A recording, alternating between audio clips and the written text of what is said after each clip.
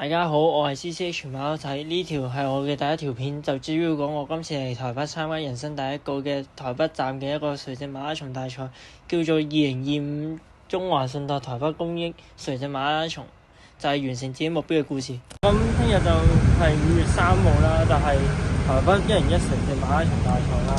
咁我哋而家就嚟到今日5月2號嚟到呢個萬華運動中心啦。咁我哋而家就入去攞選手包先啦。咁就啱啱攞完呢個選手包啦，咁就有乜嘢就今晚再同大家講啦。好啦，咁我哋就啱啱翻到酒店啦。咁究竟有啲咩要填咧？咁第一樣嘢就係垂直馬拉松101啦嘅自我檢測表啦。無論係精英組啦、自我挑戰組、企業組定係團體組，你都要填。第二樣嘢咧就係呢個號碼布啦。咁就今年係39號啦，咁就係最早嘅一個報道時間就要7點鐘去到嘅，係啦。咁就仲有個號碼扣啦，係啦。咁就台灣同香港嘅比賽有啲唔同嘅，香港嘅比賽就係號碼布入邊都會包埋塊晶片啦，但係台灣你係要可能擺喺鞋帶或者可能腳腕嘅。咁所以我都今日特登去咗馬拉松世界買咗個呢個叫做腳腕嘅一個晶片帶啦，係啦，咁佢就會可以綁喺個腳腕度，跟住就可以用咁樣咯。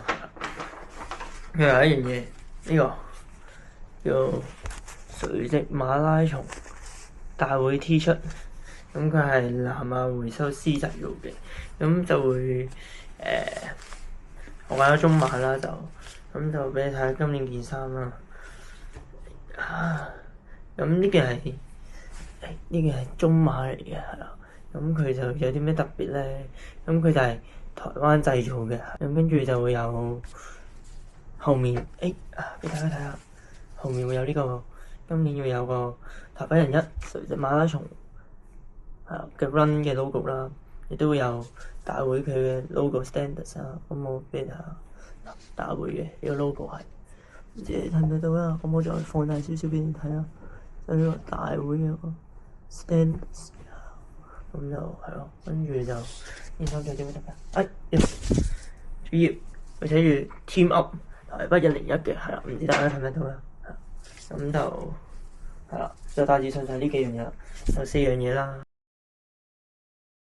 而家就行緊去捷運站就搭捷運落去台北101啦，咁就去參加個台北101公益垂直馬拉松大賽嘅比賽，咁就而家係6點54分，咁佢建議我體驗時間就7點至7點7，咁所以咁咧而家就已經嚟到台北101，咁就8點幾開跑啦，所以而家都要食芒頭到，跟住就食咖啡因班半就幾開始食一食。咁啊，咁陣間結束啦，咁而家就作為安檢啦，咁就做咗啲動作，咁就而家拉筋，等一陣8點零鐘就開始排隊上去比賽啦，咁就係啦，結束啦，咁就希望今日可以順利完成，咁就得㗎啦。好啦，咁就今日已經係5月7號啦，咁就比賽完啦，完咗4日啦。咁我嘅時間最尾係17分18秒嘅，咁就最尾排全場第66名啦。男子咧就排緊第53名嘅，咁呢個就係台北101個完成獎牌啦。咁佢今年我覺得個成績都幾好嘅，即係至少我覺得係佢俾嘅嘢啦，成個比賽安排上面都係幾好嘅，咁你問我嘅話，有咩地方唔滿意？我覺得就一啲爬扶手嘅時機啊，即係可能點樣可以再密啲之餘又快啲咧，慳力啲咧。因為今次就其實我都去到第70層樓之後咧，其實已經開始冇乜力噶啦，咁我前面其實前70層樓都仲可以維持到喺12分30至35秒之間啦。咁剩低嗰20層咧，其實就跌波跌得好勁嘅嚇。咁最尾我都用咗成4分幾5分鐘到先完成到，所以都係咯，我覺得有進步嘅空間嘅嚇。咁始終得11日時間去預備啦，即係病完之後，咁我又覺得都 OK 嘅嚇，即係呢一個結果嚟講。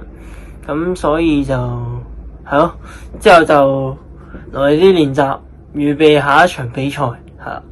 咁希望下次比賽嘅成績會再好啦，下年亦都有機會可以再次參加呢一個台北人1垂直馬拉松大賽，可以再入到精英組啦。咁當然都希望下次個表現可以做好啲啦。